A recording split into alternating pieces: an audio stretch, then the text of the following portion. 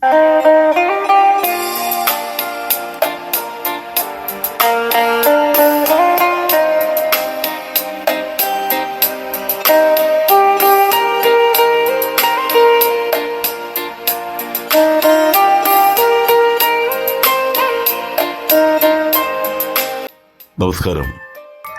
ചേരി പ്രദേശങ്ങളിൽ പോയി 200 തെരുവ് ബാലന്മാരുടെ വ്യക്തിചരിത്രങ്ങൾ ശേഖരിച്ചു കൊണ്ടുവരുവാൻ ഒരു കോളേജ് പ്രൊഫസർ തൻ്റെ സോഷ്യോളജി ക്ലാസ്സിലെ വിദ്യാർത്ഥികളോട് ആവശ്യപ്പെട്ടു.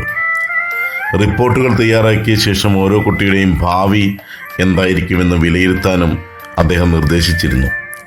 എല്ലാ റിപ്പോർട്ടുകളിലും അദ്ദേഹത്തിൻ്റെ വിദ്യാർത്ഥികൾ ഒരേ പ്രവചനമാണ് കുറിച്ചിട്ടത്: കുട്ടിക്ക് ഉയർന്നു വരാൻ സാധിക്കുകയില്ല. 25 വർഷങ്ങൾക്ക് ശേഷം മറ്റൊരു സോഷ്യോളജി പ്രൊഫസർ മേൽപ്പറഞ്ഞ പഠനങ്ങളും റിപ്പോർട്ടുകളും വായിക്കാനിടയായി. അദ്ദേഹം തൻ്റെ വിദ്യാർത്ഥികളോട് ആ 200 കുട്ടികളുടെ ഇപ്പോഴത്തെ അവസ്ഥ അന്വേഷിച്ചറിയാൻ ആവശ്യപ്പെട്ടു. നാടുവിട്ടതോ അല്ലെങ്കിൽ മരിച്ചുപോയതോ ആയ 20 കേസുകൾ ഒഴിവാക്കി ബാക്കി വന്ന 180 കേസുകളിൽ 176 പേരും അഭിഭാഷകരോ ഡോക്ടർമാരായോ ബിസിനസ്സുകാരായോ ശരാശരിയിലും ഉയർന്ന ജീവിത വിജയം നേടിയിരിക്കുന്നതായാണ് അവർ കണ്ടത്. പ്രൊഫസർ അത്ഭുത സ്തബ്ധനായി.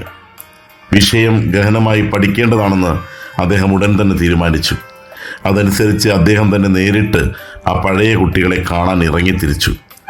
ഓരോരുത്തരോടും അദ്ദേഹം ഒറ്റ ചോദ്യമാണ് ചോദിച്ചത്: നിങ്ങളുടെ ജീവിത വിജയത്തിൻ്റെ രഹസ്യം എന്താണ്? എല്ലാവരും വികാരനിർഭരരായി പറഞ്ഞു, ഞങ്ങൾക്ക് ഒരു ടീച്ചറുണ്ടായിരുന്നു. ഭാഗ്യവശാൽ ആ ടീച്ചർ ജീവിച്ചിരിപ്പുണ്ടായിരുന്നു. അതുകൊണ്ട് പ്രൊഫസർ അവർ താമസിക്കുന്ന സ്ഥലം അന്വേഷിച്ചറിഞ്ഞ് അവിടെ ചെന്നു. പ്രായാധിക്യം തളർത്തിയിരുന്നുവെങ്കിലും ആ സ്ത്രീക്ക് നല്ല ഊർജ്ജസ്വലതയും പ്രസരിപ്പുമുണ്ടായിരുന്നു. വിജയമന്ത്രം എന്തായിരുന്നുവെന്ന് പ്രൊഫസർ ആകാംക്ഷയോടെ അവരോട് ചോദിച്ചു. ചേരി പ്രദേശങ്ങളിൽ അലഞ്ഞു തിരിഞ്ഞ് നടന്നിരുന്ന ബാലന്മാരെ പഠിപ്പിച്ച് മിടുക്കരാക്കിയത് എങ്ങനെയാണെന്ന് പറയണമെന്നും അയാൾ ആവശ്യപ്പെട്ടു. ആ ടീച്ചറിൻ്റെ കണ്ണുകൾ തിളങ്ങി. ഒരു നറുപുഞ്ചിരി അവരുടെ ചുണ്ടുകളിൽ വിടർന്നു. ആ ടീച്ചർ പറഞ്ഞു, അവരുടെ ഉള്ളിലൊരു അഗ്നിയുണ്ടായിരുന്നു. ആ അഗ്നിയെ ഞാൻ ജ്വലിപ്പിച്ചു. കൂടാതെ ഏറ്റവും പ്രധാനപ്പെട്ടത്, അവരോട് എനിക്ക് അളവില്ലാത്ത സ്നേഹമുണ്ടായിരുന്നു.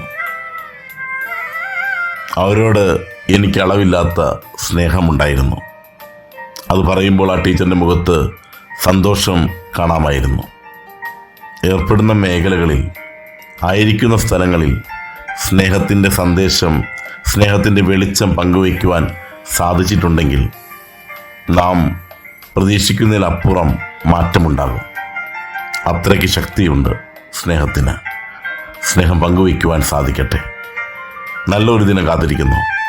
ആസ്വദിക്കാം നമുക്ക്. നേരുന്നു ശുഭദിനം.